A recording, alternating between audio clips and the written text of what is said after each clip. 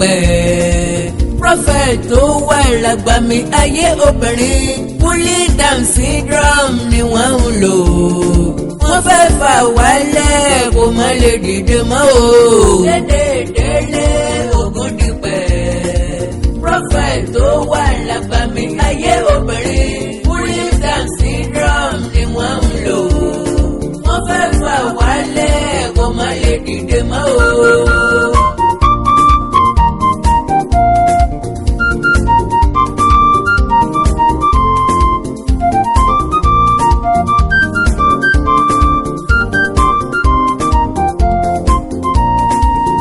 Jésù kí ló dé kí ló ṣe náà o. Ọláìdé Williams kí ló ra lọ́wọ́ yín náà. Ìràwọ̀ yìí tó ń tàn tẹ́fẹ́ kó wọ òkùnkùn. Alágbára òwe rọra ayé mọ̀mọ́ fẹ́lẹ́ o. Dédé délé ogun dípẹ́. Prophet tó wà lágbàmì ayé obìnrin pulling down syndrome ni wọ́n ń lò. Wọ́n fẹ́ fà wálẹ̀ kó má lè dìde mọ́ o. Àkàndá alóró ọ̀rọ̀ lẹ́nu bíi tó kábíyèsí ọ̀rọ̀ tó dé. Àjàó àrú Awíkóńkó asọ̀rọ̀ lójú ọlọ́rọ̀. ọlọ́pàá gbọ́ kí bá bí ó ṣe. Gbogbo aṣebi ló máa kẹsàn-án ibi ṣíṣe. ó di dẹ́dẹ̀. Gbogbo ẹni gbé bùkà ló máa wúkà. ká lọ bá lọ àbọ̀ ń Gbogbo bọ̀. àṣẹ ìbàjẹ́ ni yóò jèrè ìwà ìbàjẹ́ bọ́pẹ́ kọ́ ló bóyá. ti ọjọ́ ẹ̀sán. Ẹ̀yin ọ̀tá fàsókè yìí ló borí. Àṣegbé kan ò sí. ọlọ́pàá ń bọ̀. Àṣepamọ́ lẹ̀dọ̀mọdé yóò sì hàn tiẹ̀ dẹ́. wọ́n ní wọ́n gbé wòlíì Israel Ọládélé Ògúndípẹ̀ lọ ilé ẹjọ́ Ẹni jẹ́ bẹ́ẹ̀. Genesis Global. Okay. Ilé ẹjọ́ wa ní kó rí jẹ̀wà mú gàrí ọdún kan. ó lọ lójú Wọ́n lọ bẹ́ẹ̀. jẹ̀bi ẹ̀sùn méjì nínú méje. kí ló ṣe gan. Pé ó lu jìbìtì. Ó sì gba owó lọ́nà àlùmọ̀kọ́rọ́ yìí. Olódùmarè. Fraud and obtaining money by false pretences Kásá. preferred against him by the Lagos State Government. Mrs. Ọláìdé Williams òní Williams. ló gbé Genesis lọ ilé ẹjọ́. Ó ní Olódùmarè. ó gba 17 million naira lọ́wọ́ ó di di pásítọ̀. ó parọ́ pé òun fẹ́ bá òun ralẹ̀. Òun ọ̀rẹ́ jẹ́ òun ló mẹ́ra. àsìkò ibi mò ń tẹ̀. Láàrin ọdún 2002 sí 2005 ọjọ́ pẹ́ díẹ̀. làwọn èèyàn kan bá kó lùbọ́dé wọ́n sọjọ́ bí. wọ́n ń yọ̀ wọ́n ń sápẹ́ Kí ló ṣe? nítorí ìṣubú ẹni ẹlẹ́ni. Ṣé ẹ rí nǹkan? Wọ́n ní Ọlọ́run ti bá wọn mú. Ó mà ṣe ó lágbára. ló ń payọ̀ inú òrí ń dùn.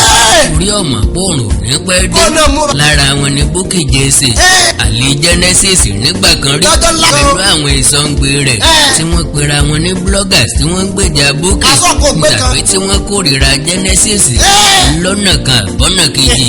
Òjò pàlàpà ló bá sọ dàmúgùn fẹ́ wúrẹ́. Ó sọ di nǹkan sí ẹ. Òótọ́ ni pé bí nǹkan bá rújú ajá máa fa wo ẹkùn yẹn. Bẹ́ẹ̀ni o. Rẹ̀mí Àkàndá báyìí ní Wọ́n ní. bọ́mọdé bá ń góyàn eérú.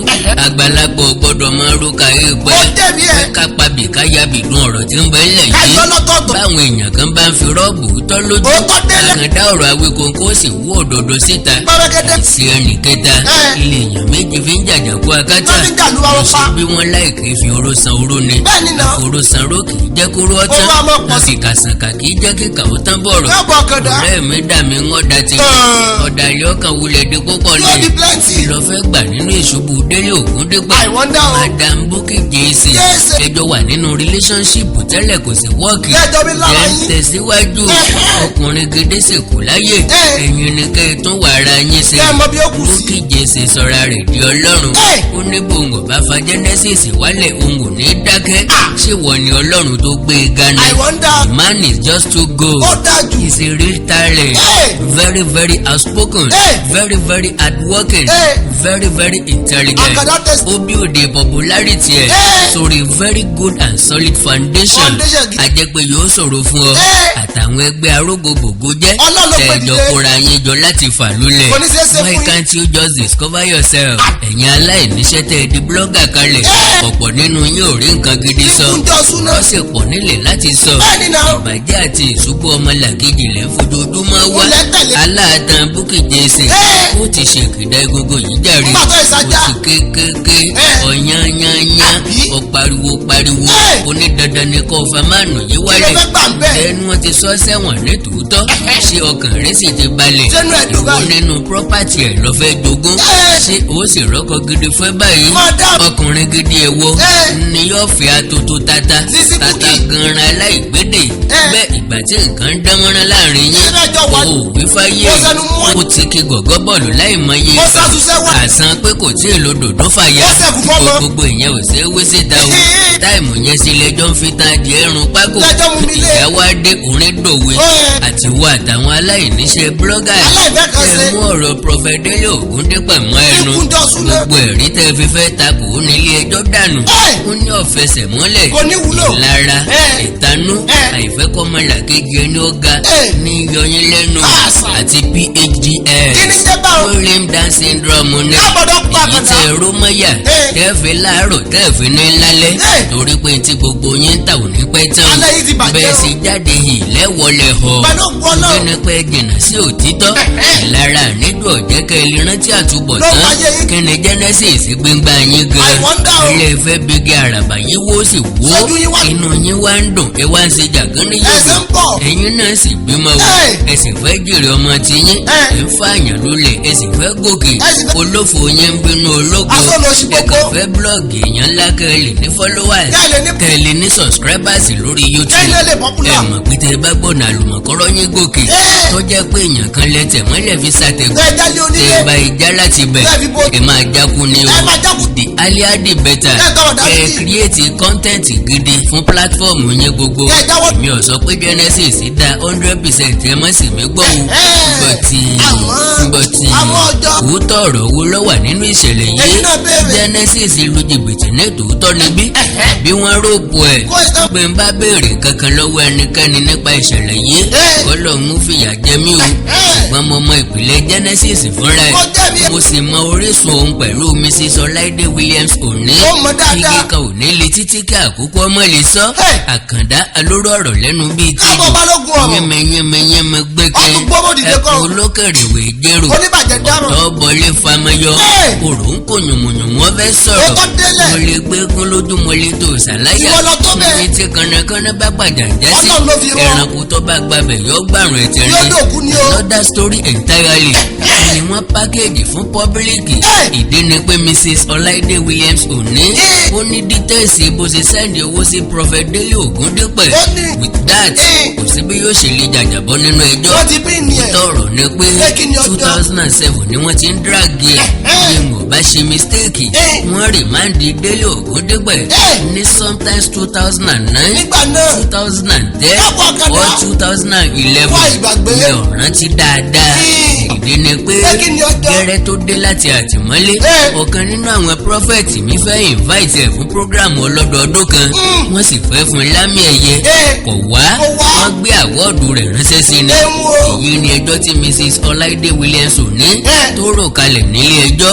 òun pàdé Délé Ògúndípẹ̀ lọ́dún 2002 lásìkò tí òun wálé láti UK ẹ̀gbọ́n òun kan ló mú òun lọ síbẹ̀ fún àdúrà o ó mú àwọn lọ́wọ́ ìwé odò lẹ́yìn ẹ̀ ló fún òun ní fíṣàn lẹ́yìn ẹ̀ ló ń fún lówó kó bóun fi ralẹ̀ tó náwó jẹ adẹ́tẹ̀ ni Mrs. Ọláìdé Williams òní Kò lè fún wa. adẹ́tẹ̀ tí ò lè fún wàrà ṣùgbọ́n tó lè dá wàrà nù Nídàkúdà. adẹ́tẹ̀ tó sọ̀rọ̀ méjì tó fi kan parọ́ ó ní nígbà tí mo lè mú mo fọ́ létí báyìí mo wá bẹ̀rẹ̀ sí ní wàlé kaná báyìí ń bò ládẹ́tẹ̀ ti rí kaná o I wonder. ó mà yí ni kò sí àjọṣepọ̀ kankan láàrin àwọn irọ́ funfun báláwo ni irọ́ tó jìnnà sóòótọ́ ni olólùfẹ́ ni àwọn méjèèjì pictures wọ̀nyí yóò fìdí òdodo mọ́lẹ̀ fún Ẹ̀yin náà wò. Prophet Délé Ògúndípẹ̀ nìyí pẹ̀lú Mrs. Ọláìdé Williams Òní. ní Italy lásìkò táàrin wọn dán mọ́ránmọ́rán sínú ìfẹ́ ń jó gẹ́gẹ́rẹ́ láàrin Tí wọn gbogbo ẹ̀ ń dùn. Mrs. Ọláìdé Williams òní Òní. òníyé pẹ̀lú ìyá Délé Ògúndípẹ̀ Genesis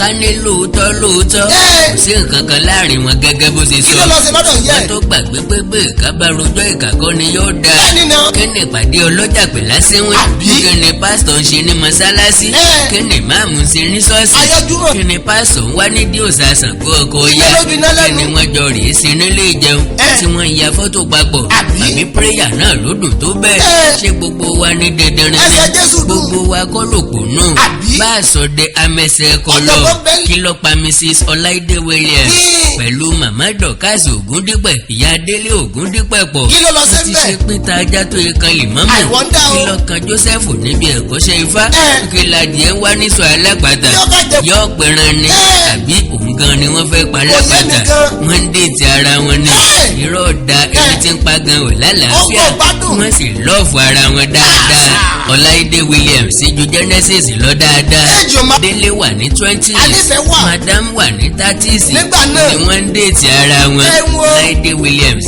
parọ́ pé Pé kí ni kò ọjọ́? ti divorce ọkọ òun. Meanwhile kò ì divorce ẹ̀. Nígbà náà. Ṣùgbọ́n ó ní i lọ́kàn láti kọ́kọ́. Láti filẹ̀. Ẹni pé kí ni? according to wa o ọkà ọkọ ẹ̀ red-handedly Ó lé téńté. lórí matrimonial bed wọn Káàsà. pẹ̀lú obìnrin àjèjì. Prophet Délé Ògúndépẹ̀ ò travel rí kò tiẹ̀ dé airport rí ní táìmù yẹn. lórí ẹ̀mejì pé wúmà yé ju òun lọ tí wọ́n fi ń bára wọn láṣepọ̀. Délé rí obìnrin tí yóò fi owó ran iṣẹ́ ìránṣẹ́ ẹ̀ lọ́wọ́. Màdámù rí ọ̀dọ́mọkùnrin tó ní ẹ̀bùn tó brilliant Olú ẹlẹ́jẹ̀ tó wà intelligent ó fall in love. Àdéhùn ni pé wọ́n máa fẹ́ra wọn. Ìwọ. Dear brother Tó ń gbọ́. ó ṣèmi àtiwọ́ náà ni a ṣe jù bẹ́ẹ̀ lọ. Àbí náà. A young man in his 20s obìnrin kan wá dé láti ìlú òyìnbó ó sì lówó lọ́wọ́. Àkọ́jẹ́gbẹ́ ìyá èèyàn wọn ní fojú bẹ̀ wòran. Wọ́n sọ pé mọ́mì ọlọ́ọ̀fù ẹ̀ ni mo sì máa fẹ́. Ọba pẹ̀lú ọkọ. Mrs. Ọláìdé Williams òní orí ọmọkùnrin tó ẹ̀sẹ̀ bẹ̀rẹ̀ ayé ṣùgbọ́n tó ti bá òsì àtìsẹ́mọlẹ̀ bí ẹgbẹ́ Ó sùn. jíjẹ ayé. Nígbà bá náwó lórí eléyìí tá a túṣe up ó máa fit náà ó Láfíìdì máa up. wúlò lọ́jọ́ iwájú. Ewo. Ó promise Délé Ògúndépẹ̀ Pé kí ni? wípé òun máa mú lọ sí UK. Làálàá ń tagbẹ̀ ọlọ́ọ̀ni pé kí sọ́tà Kọ́nà wà lọ. ọjọ́ orí kẹ̀ níbi owó àtìfẹ́gbé wà Kí ni mi jẹ́ bá mi? níjọ́ tí àṣírí kọ́kọ́ máa tú sí Genesis lọ́wọ́. Pé kí ni? Wúmà yìí lọ wẹ̀ ní bedroom ni o. Ó mú fóònù kalẹ̀. Káàbọ̀. Mẹ́sẹ̀gì wọ orí fóònù tí ń bẹ lọ́wọ́ Genesis already Olú àkàlẹ́. from ọkọ Láìdé Williams òní Ojú tó lẹ́tọ̀. pé kí ló ń ṣe ní Nàìjíríà tó bẹ́ẹ̀ tó fi èmi àtàwọn ọmọ sílẹ̀ sí UK. Ìyẹn kì í ṣe ọ̀rọ̀ tí èèyàn lè mú mọ́ra o. Jẹ́ mi nǹkan. Délé confront ẹ̀ lójú ẹsẹ̀ bó ṣe wẹ̀ tán. Báfa. Ṣé bó ló ti divorce máa yé ni. Ọlọ́run ti kọ́kọ́ ẹ̀ náà. Ìbànújẹ́ dorí ọkàn Délé Ògúndépẹ̀ kodò. Ìyàwó oníyàwó lè yí kò sí fọkàn sí o. Olódùmarè. Mrs. Láìdé ló sì kówó tí wọ́n fi gbalé kalẹ̀. Òótọ́ ni pé Kí ni ọjọ́? wọ́n máa ṣèrànlọ́wọ́ owó fún Genesis lóòrèkóòrè which is normal láàrin olólùfẹ́ méjì. Lọ́jọ́ lára Ó wọn. béèrè lọ́wọ́ àwọn pastors àáfàá tó dìde tàbí tí wọ́n rí jájẹ Ẹ lọ bí- pẹ̀lú olórin àtòṣèré orí ìtàgé ọkùnrin tí wọ́n rí jẹ tó ṣẹ́kù. Wọ́n sọ fún ọkùnrin ló gbé àwọn. Bẹ́ẹ̀ni o. Ìdí ni pé Pé kí ni ọjọ́? àwọn obìnrin lómi àánú lójú ju ọkùnrin lọ. Láàrin ẹni Mrs. Ògúndépẹ̀ lóyún tó sì gbé ma sí UK. Ó sì wí fún màmá Dọ̀kásì Ògúndépẹ̀ Pé kí ni? pé ọmọ rẹ̀ Délé Ògúndépẹ̀ ńlọlọmọ tí òun gbé. Láìdé nìyí nínú ṣọ́ọ̀ṣì o pẹ̀lú màmá Dọ̀kásì Ògúndépẹ̀. Ìyá Ó Genesis. ní àjọ̀dún tí wọ́n ṣe nígbà kan tí ẹ bá gbọ́ Ṣé bẹ́ẹ̀ tí ni wọ́n invite Yínká Ayéfẹ́lẹ́ wá sínú chọ́ọ̀chì. Woman yìí ló gbé Yínká Ayéfẹ́lẹ́ wá sí ìjọ Genesis Ó ní. kó single handedly ná 500,000 naira fún Yínká Ayéfẹ́lẹ́ níbi tó ti ń kọrin. Lárí o. Wọ́n gbé Délé Ògúndépẹ̀ pé ìfowóṣòfò nìyí náà Nonsense. 500,000 naira. Ó ní nǹkan tó máa gbèsè nínú project tí àwọn gbé lọ́wọ́. Ìgbéyàwó ni Prophet Délé Ògúndépẹ̀ ṣe Bẹ́ẹ̀ni. ńlọ́dọ̀nà rántó. Ibi tí wàhálà ìgbésí ayé ẹ̀ ti bẹ̀rẹ̀ nìyẹn. Láìdé Williams wú gbọ́ lókè òkun ni. Ó béèrè ìyẹn sì ní bẹ́ẹ̀ ni. Èmi wá ń kọ́ kí ló fẹ́ kí tèmi ọjà sí. Délé Ògúndépẹ̀ ní sí bẹ́ẹ̀ ti lọ́kọ. Ṣé bẹ́ẹ̀ divorce? Ojú Délé Israel Ògúndépẹ̀ ó ti là ní táìmù yẹn. Wọ́n ṣẹ̀ṣẹ̀ mọ̀ wípé ó dàgbà ju òun lọ ni. Wọ́n ló ń gàn mọ̀ wípé Bẹ́ẹ̀ ni ọjọ́? ó yẹ kóun ó fi àgbébọ̀ sẹ́lé o. That statement was the origin of his problem. Olódùmarè. Ìyẹn ní èmi làgbébọ̀ lẹ́yìn ìgbà tó ti jẹ tinú ẹyin. Wọ́n jẹ́wọ́ obìnrin fún ọ Ọlọ́pàá. láti 2007 ní Délé Ògúndépẹ̀ tí kò sínú Lọ́ọ̀tì ẹ̀ wọ wàhálà. mi ò dàgbà jù tó fi ń gbowó lọ́wọ́ mi Àbí? tí mo fi ń tún ọ ṣe. Sọ́bílà. Ó ṣẹ̀ṣẹ̀ wá mọ̀ wípé mo dàgbà jù Abẹ́ mo mi kan. ẹsẹ̀ dé àgbébọ̀ lójú rẹ ni. Lójú ẹnu. Mrs. Ọláìdé Williams orí ọmọkùnrin tó handsome tó tún ní ọpọlọ pépé ó fẹ́ kó sí i lọ́rùn ẹ̀gbọ́n Ọlọ́run ni kò sì kárì. Wọ́n níyàwó ẹ̀ kan ní ọ̀kàwé yìí gbààwẹ̀ ìwé ni màá kà tí máa ń kọ lójoojúmọ́. Wọ́n ní rìsáàsì ojoojúmọ́ ní fi ń gbéra gbígbé ni màá ń gbé nǹkan rù sórí kírámì ni màá ń kírámù nǹkan.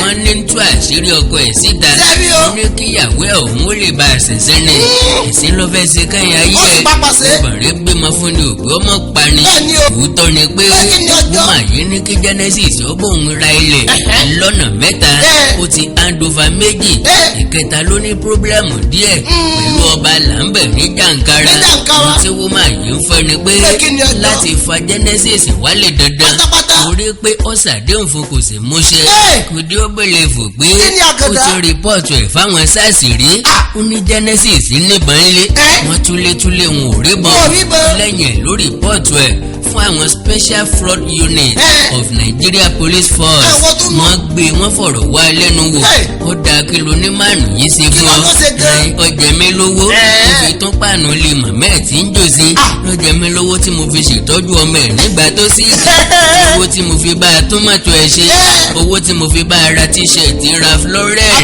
owó tí mo yá tó fi ra ilẹ̀ tó fi kọ́ ṣọ́ọ̀ṣì ókè èèlò ní gbogbo rẹ̀ ó ní 2 million naira pẹ̀lú another 8.5 million naira tí Délé Ògúndípẹ̀ ṣe undertaking láti san nígbàkúgbà tí owó bá yọ sí òun lọ́wọ́ gbogbo ìyẹn ọ̀tẹ́wọ́mà yìí lọ́rùn àfìgbà tí wọ́n tó Genesis gbé ó sì lọ close to 1 month ní kirikiri ọkàn rẹ̀ ó ṣẹ̀ṣẹ̀ wá balẹ̀ báyọ̀ ní since tó ti rán níbi tó fẹ́ kọ́ lọ Mr. Williams àbí Mr. Onílọ̀ ń jẹ́ ìyẹn ọkọ Láìdé Williams ọmọ tí wọ́n lọ́jọ́ Prophet Délé Ògúndípẹ̀ wọn ó jẹ́ gbìyànjú kó ṣe DNA test kọ́ máa lé ọmọ bá àṣà ọgbà níjọ́ kan Àkàndá alóró ọ̀rọ̀ lẹ́nu bíi ti Àjàó Àrú Awíkóńkó asọ̀rọ̀ lójú ọlọ́rọ̀ kí ni Genesis ṣe tí Bishop David Oyedepo ṣe times 100 kí ni Délé Ògúndípẹ̀ ṣe o tí bàbá Adébóyè ò ṣe times 1 million àwọn nínú àwọn pastors prophet general overseers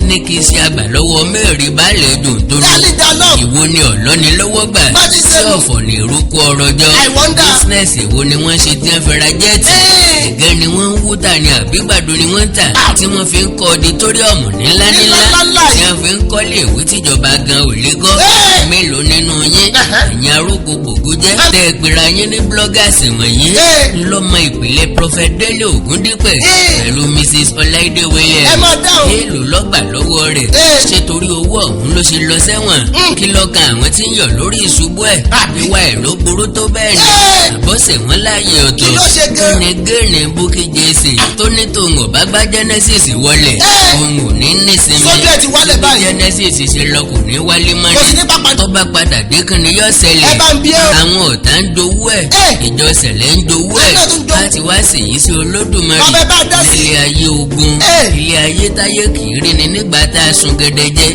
àfìgbà tá a bá yé pọ̀nmọ́ látàfẹ̀kú ṣíṣe náà mọ̀ ayé ọmọ ayé tá a ká kórógbójó tí òkun wọ́ ayé tá a dàálẹ̀ tá a rí nǹkan kan dà kò sí nínú àwọn bloggers tí ń ké fatafata tọmọ ìtàn Genesis Délé Ògúndípẹ̀ jù mí lọ I knew him when he started his ministry Wazobia Plus LMI TV ló gbé interview ẹ̀ kan lọ́sẹ̀ lórí money program bọ̀dá Sanmi Gbajúmọ̀ tàbí bọ̀dá Délé Ọládẹjọ àwọn onímọ̀ interview rẹ̀ ọmọ bó ṣe ń kọ́ ṣọ́ọ̀ṣì ẹ̀ wẹ́rẹ́wẹ́rẹ́ o ìyẹn ní dálékọ́ nínú alákùkọ lọ́hùn-ún kí lọ́wọ́ adé tẹ̀ fẹ́ ti ẹni ẹlẹ́ni pa láti ẹ̀ wípé ẹlẹ́sẹ̀ paraku ni Prophet Israel Délé Ògúndípẹ̀ ní pàtì ẹ̀ ní society ò sí fọwọ́rọ́dà sẹ́yìn ọ̀kan nínú àwọn motivational speakers tí ń fún àwọn aláìnírètí nírètí Ògúnná Gbòǹgbò ọ̀kan nínú àwọn prophet tí ń sòótọ́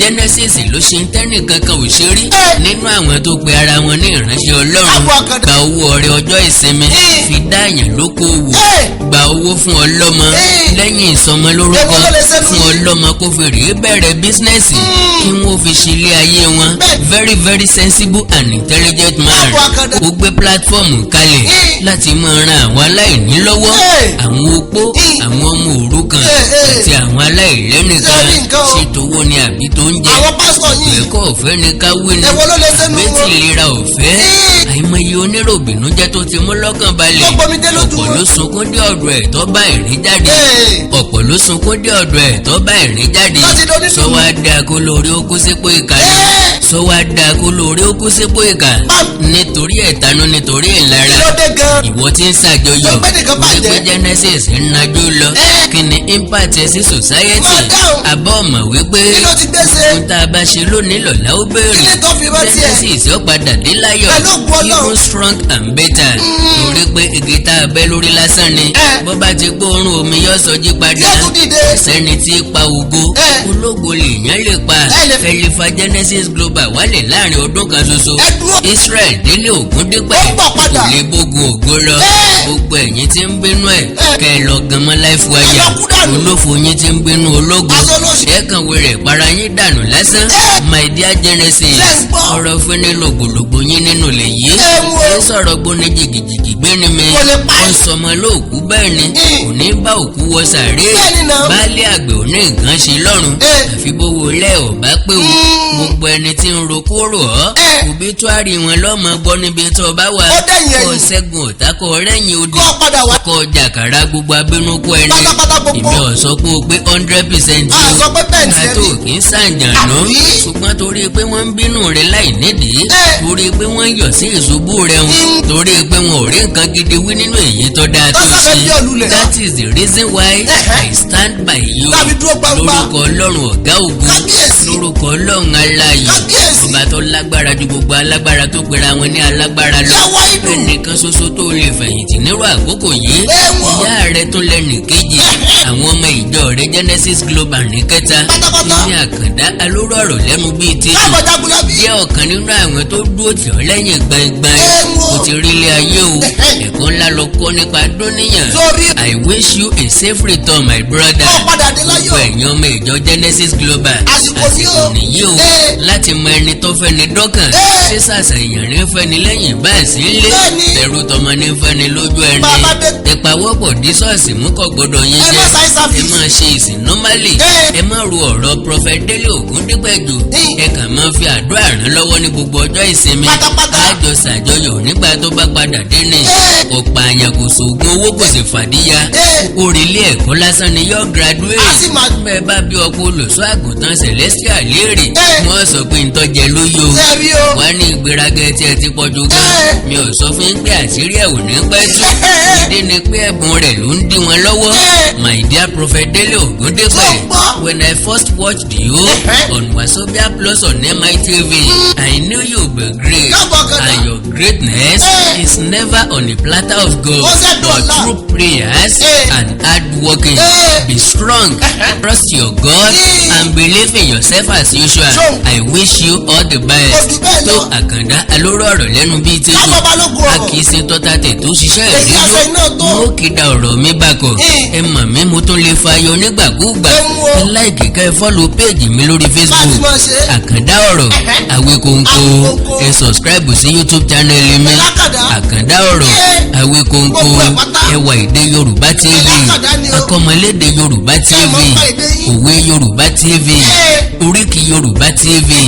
àṣà Yorùbá TV àkàndá ọ̀rọ̀ Àwíkóńkó live ìkórìtà kò yé mi àti bẹ́ẹ̀ bẹ́ẹ̀ lọ bẹ́ẹ̀ bá wá ní nǹkan tẹ́ fẹ́ bá mi sọ ẹ já sọ̀rọ̀ lórí WhatsApp +1 937 969 0257 +1 937 969 0257 orílẹ̀-èdè Yorùbá ò ní dàrú ìlú ẹnì kọ̀ọ̀kan wa yóò tòrò mẹ́nẹ́mẹ́nẹ́ àjùwà ṣe o.